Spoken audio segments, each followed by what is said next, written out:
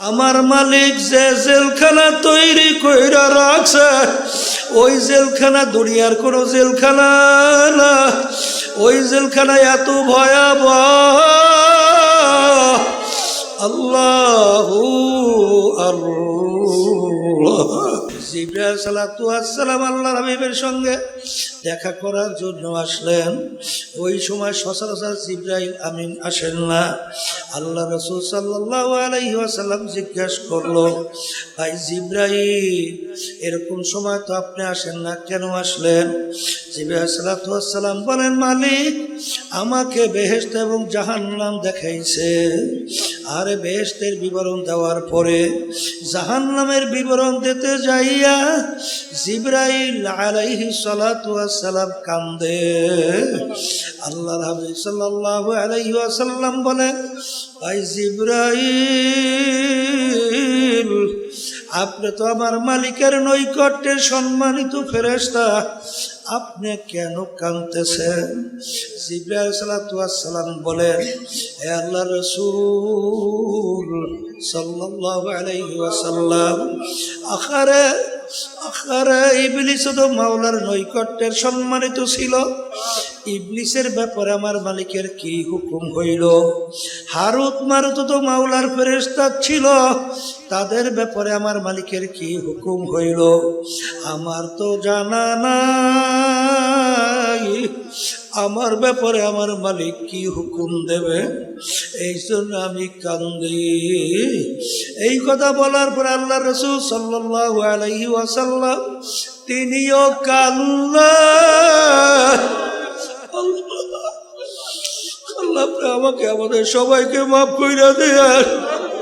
কুরআনুল কারীমের ভিতরে আল্লাহ রাব্বুল আলামিন বলেন, ওই নামাজের জন্য জাহান্নাম, যে নামাজ পড়বে অন্যকে দেখাবার জন্য সুস্তি কাহিলীর সঙ্গে, ওই নামাজকে জাহান্নামে নিয়ে যাবে। তাহলে বুঝতে হবে আমার নামাজটা হবে কি? হাদিসের ভিতরে আল্লাহ রাসূল সাল্লাল্লাহু আলাইহি ওয়াসাল্লাম কি বলছেন? লা সালাতা ইল্লা বিহুজুরিল কলব। যেই নামাজের ভিতরে খুশু হুজুরি কলব, দিলটা আল্লাহ মুখী হওয়া, যতক্ষণ নামাজে না আসবে তোমার নামাজ হবে না। নামাজ কি হবে না? এখন তোমার জিকির আজকারের মাধ্যমে দেখতে হবে তোমার খেয়ালটা আল্লাহমুখী হইল কিনা। যখন তোমার নামাজের ভিতরে দিলটা আল্লাহমুখী হবে, তখন আল্লাহর কাছে বেশি বেশি শুকরিয়া আদায় করবেন, যে আল্লাহর ফজলও করবে। আমার জিকিরের যে উদ্দেশ্য আল্লাহ রাব্বুল আলামিন কবুল করছে। এই আল্লাহর জিকির না করলে খেয়াল চাপতে চায়? এর তো বাস্তব বোঝে যে একটা লোক সারাদিন দোকানদারি করার পরে ওই অবস্থায় যদি আসে সে নামাজে দাঁড় হয়, তখন তার খেয়ালগুলা কিন্তু ওদিকেই আসে। কি বাস্তব আছে না নাই? আর যেই আল্লাহর বান্দাবান্দি আল্লাহর জিকির করার পরে যখন নামাজে দাঁড়ায়, জিকির মানে কি? আল্লাহ স্মরণ। জিকির মানে কি? আল্লাহ স্মরণ। আল্লাহ স্মরণ করার পরে সে যখন নামাজে দাঁড় হয়, তখন নামাজের ভিতরে কার খেয়াল আসে? আল্লাহর খেয়াল আসে। এইটাই বাস্তব কথা, ঠিক কিনা? এই জন্য একাগ্রতা তৈরি করার জন্য, নামাজের ভিতরে খুশু তৈরি করার জন্য, নামাজ একমাত্র আল্লাহকে রাজি খুশির উদ্দেশ্যে পড়ার জন্য আপনার জিকির বেশি বেশি করা ছাড়া এই দিল তৈরি হয় না। দিল কি? এই জন্য আল্লাহ রাব্বুল আলামিন কুরআনুল কারীমের ভিতরে বলছেন, ওয়া যাকারা ইসমা রাব্বিহি ফাসাল্লা। আল্লাহ রাব্বুল আলামিন বলতেছেন, তোমরা আগে আমার নামের জিকির করো, এরপরে তোমরা নামাজ আদায় করো। তাহলে নামাজের আগে আল্লাহর নামের জিকির করতে বলছে, এরপরে নামাজ আদায় করার জন্য বলছে। একই কুরআনুল কারীম আয়াত শুনাইছি না অন্য কিছু শুনাইছি? হ্যাঁ, এই কথা কে বলছে? ওয়া যাকারা ইসমা রাব্বিহি, আগে আমার নামের জিকির করো, এরপরে তোমরা নামাজ আদায় করো। আর মালিকের নাম কি? আল্লাহ আল্লাহ আল্লাহ আল্লাহ আল্লাহ আল্লাহ আল্লাহ। এই জিকির করার পরে যখন আপনি নামাজের ভিতর দাঁড় হবেন, দেখবেন তখন নামাজের ভিতরে আল্লাহর খেয়াল আসবে। কথা ঠিক কিনা? ওদিকে নামাজ তো অনেকে পড়ে ঠিক, মসজিদের ভিতরে ঢুকছে, কখন নামাজে দাঁড় হইছে, কখন রুকুতে গেছে, কখন সেজদায় গেছে, কোন সময় তাশাহুদ পড়ছে, কোন সময় দুরূদ শরীফ পড়ছে, কোন সময় দোয়া পড়ছে, কোন সময় তাসবিহ আদায় করছে। এই দেখছি দাঁড়াইছে, এর মধ্যে নামাজ শেষ। আছে না নাই? আছে না নাই? এই এরকম হাজার রাকাত নামাজ পড়লে লাভ হয়। নামাজের ভিতরে আল্লাহর সঙ্গে কথোপকথন হয় না কিনা? হয় না? যখন বান্দাবান্দি নামাজের ভিতরে তেলাওয়াত করে আলহামদুলিল্লাহি রাব্বিল আলামিন, আমার মালিক উত্তর দেয় হামেদানি আব্দি, হে আমার বান্দাবান্দি তোমরা বড় আমার প্রশংসা করলা। নামাজের ভিতরে কথোপকথন। বান্দাবান্দি যখন তেলাওয়াত করে আর রহমানির রহিম, আমার মালিক উত্তর দেয় সাদাকানি আব্দি, এ বান্দাবান্দি সত্যই তো বলছো, আমি তো আসলেই রহমানুর রহিম। কথা ঠিক কিনা? এই জন্য আলী রাদিয়াল্লাহু তাআলা আনহু বলছিলেন, যেই মালিককে আমি দেখি না তার ইবাদত করি না। আনতা আবুদাল্লাহ কাআন্নাকা তারাহ ফা ইল্লাম তাকুন তারাহু ফা ইন্নাহু ইয়ারাক, এমন ভাবে আমার মালিকের ইবাদত করো গোয়াকে মনে হয় যেন তুমি আল্লাহকে দেখতেছো। ওই অবস্থা যদি ভিতরে তৈরি না হয়, অন্তত এতটুকু খেয়াল করো, যদিও নাকি আমার মালিককে আমি দেখি না, আমার মালিক তো আর অন্ধ না, আমার মালিক তো আমাকে দেখে। কেমন নামাজ তারা পড়তো! এক যুদ্ধের ময়দানে আলী রাদিয়াল্লাহু তাআলা আনহু তার পায়ের ভিতরে তীর ঢুকে গেছিল।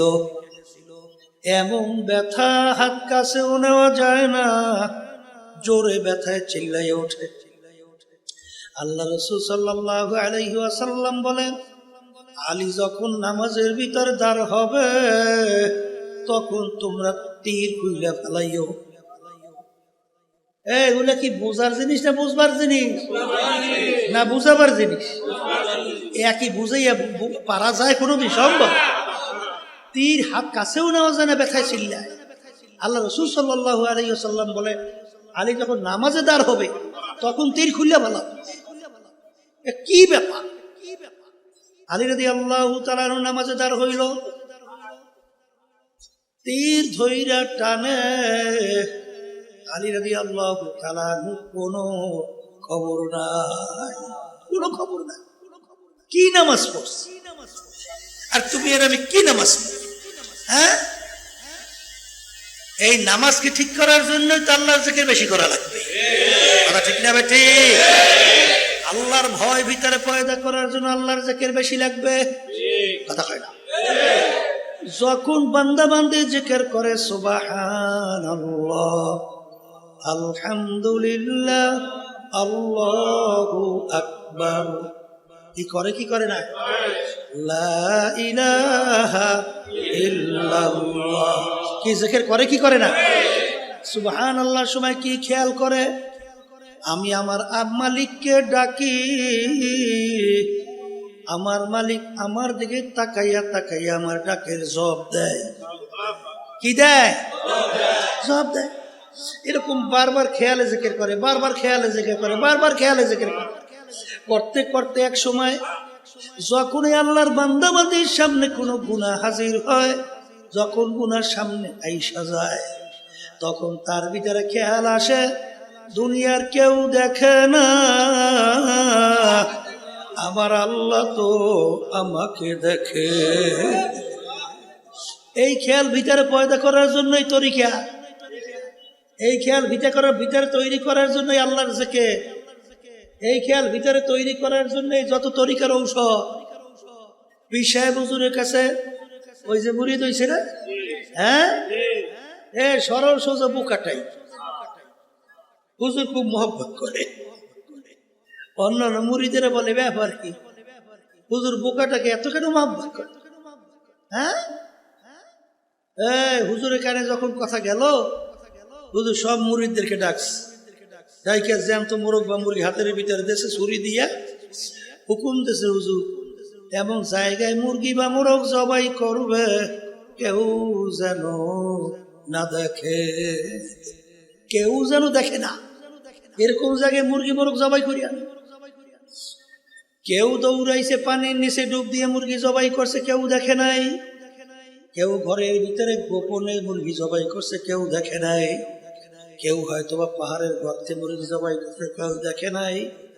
যার যত গোপন জায়গা সব জায়গায় যে মুরগি বা মোরগ জবাই করছে কেউ দেখে নাই।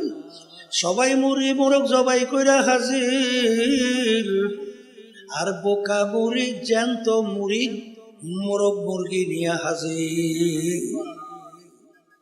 অন্যান্যরা বলতেছে দেখো কেমন সরল সোজা কেমন বোকা, হুজুর আমাদেরকে হুকুম করলো মোরগ বা মুরগি জবাই করার জন্যে। সবাই হুজুরের কথা মানলো, কিন্তু বোকা তো হুজুরের কথা মানলো না। তখন হুজুর ধমক দিয়ে বলে বোকা সবাই আমার কথা মানলো, তুমি আমার কথা কেন মানো নাই? তখন ওই বোকা মুড়ি থর থর করে কাঁপে, আর দুই চোখ দিয়া বাইয়া বাইয়া টপ টপ করে পানি পড়ে, আর বলে হুজুর আপনি হুকুম করছেন এমন জায়গায় মুরগি জবাই করবে কেউ যেন না দেখে। হুজুর আপনার হুকুম পালন করার জন্য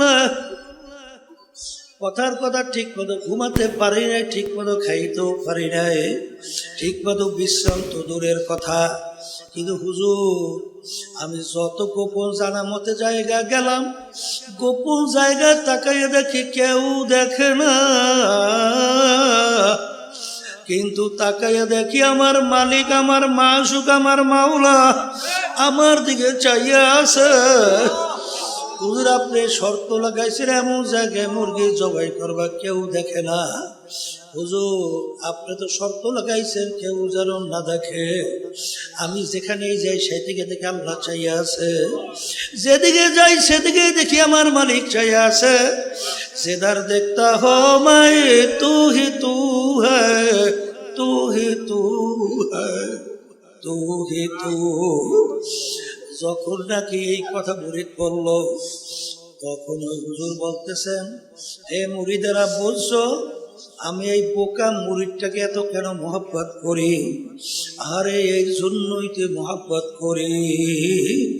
এ আল্লাহর বান্দারা পর্দালে মা বোনেরা সবসময় মনে রাখো, আসলে সবসময় খেয়াল রাখবা আমার মালিক আমাকে মহব্বত করে কিনা, আমার মালিক আমাকে ভালোবাসে কিনা, আমার মালিকের সম্পর্ক আমার সঙ্গে আছে কিনা, আমার মালিকের হুকুম অনুযায়ী আমি চলতে পারি কিনা।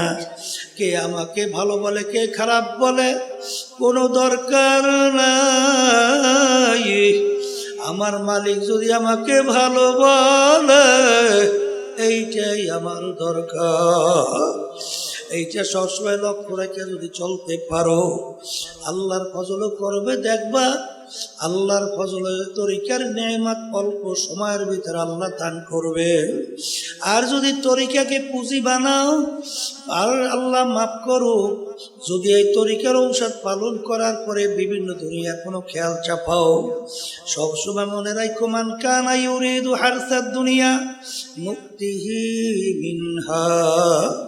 আল্লাহ রাব্বুল আলামিন বলেন তোমরা যদি আমার কাছে দুনিয়া চাও আমি তোমাকে দুনিয়া দিয়া দেব।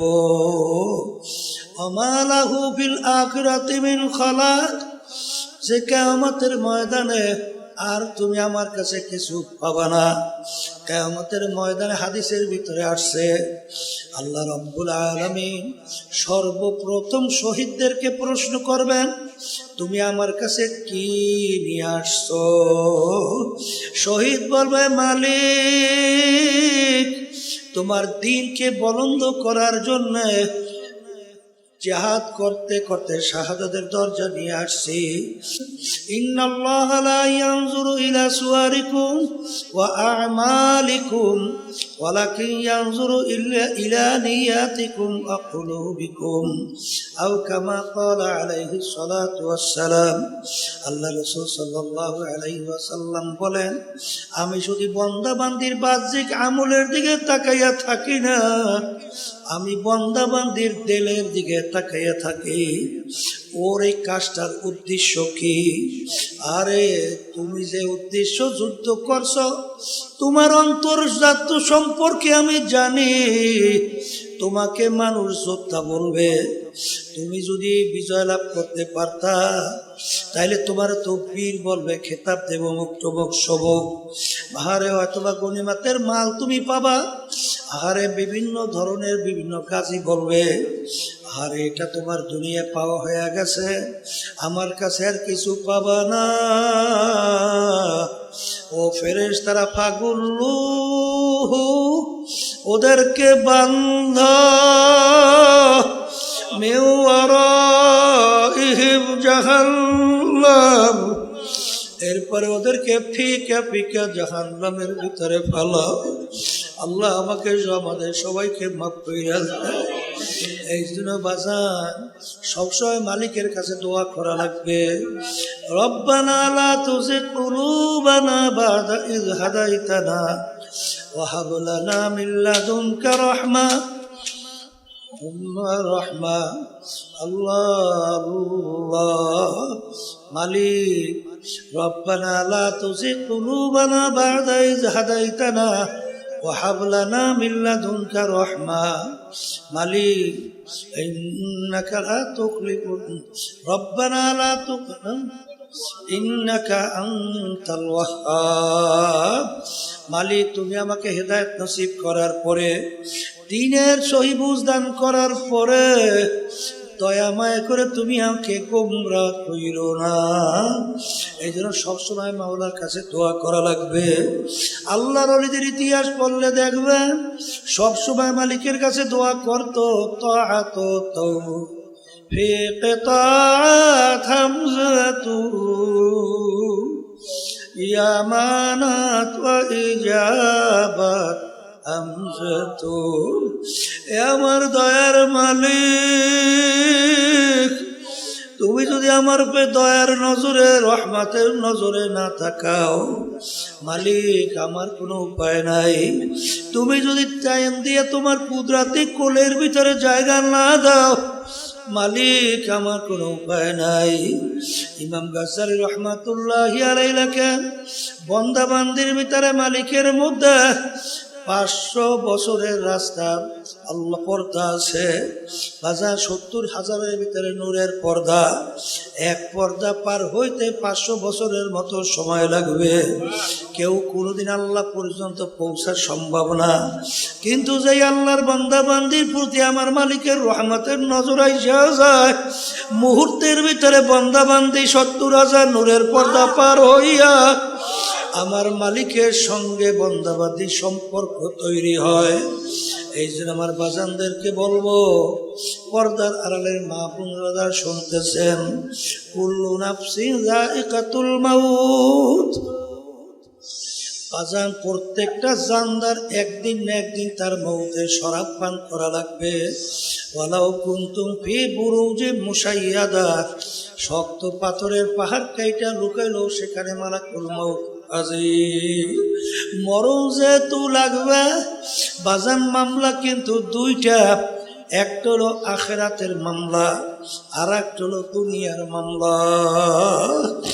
আর দুনিয়ার মামলা ম্যাজিস্ট্রেট কোর্টে মানুষ যদি ঠগে, আবার জজ কোর্টের ভিতরে আপিল কইরা জিতবার আশা করতে পারে। জজ করে ঠকলে হাইকোর্ট, সেখানে ঠকলে সুপ্রিম কোর্ট সিঙ্গেল বেঞ্চ, সেখানে ঠকলে সুপ্রিম কোর্ট ফুল বেঞ্চ, সেখানে ঠকলে প্রেসিডেন্ট কোর্ট, সেখানে ঠকলে আন্তর্জাতিক কোর্ট। এরকম ধাপ বাই ধাপ অনেক বাজান আপিলের সুযোগ আছে। কিন্তু কবরের যাত্রীরা, তোমার আমার সামনে আখিরাতের 5টা মামলা দাঁড় হইয়া আছে। এই মামলায় যদি খোদার কাছে একবার কেউ ঠগ আর দ্বিতীয়বার দুনিয়াতে এসে আপিল কইরা জিতবার কি দুয়ার আশা নাই। মৌতের মামলা, কবরের মামলা, কিয়ামতের ময়দানের মামলা, মিজান পুলসিরাতের মামলা।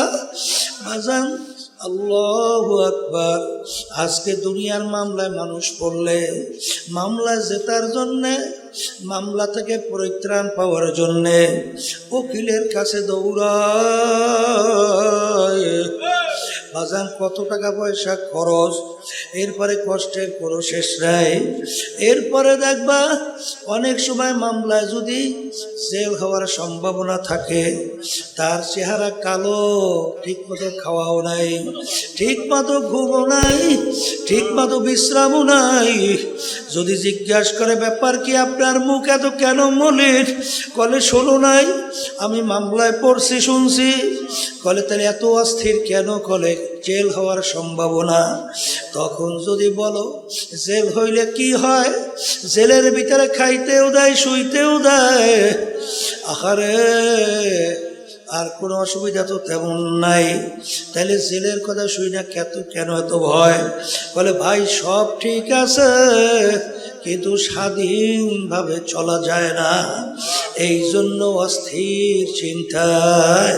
কিন্তু এ মুসলমান, হে ইমানদার, যারা মরবা কবরে যাব, যারা আল্লাহকে বিশ্বাস করো, আখিরাতকে বিশ্বাস করো, বেহেশত জাহান্নামকে বিশ্বাস করো, খোদার আকাশ এই মামলায় যদি একবার ঠগ, আমার মালিক যে জেলখানা তৈরি কইরা রাখছে, ওই জেলখানা দুনিয়ার কোনো জেলখানা না, ওই জেলখানা এত ভয়াবহ। আল্লাহু আল্লাহ।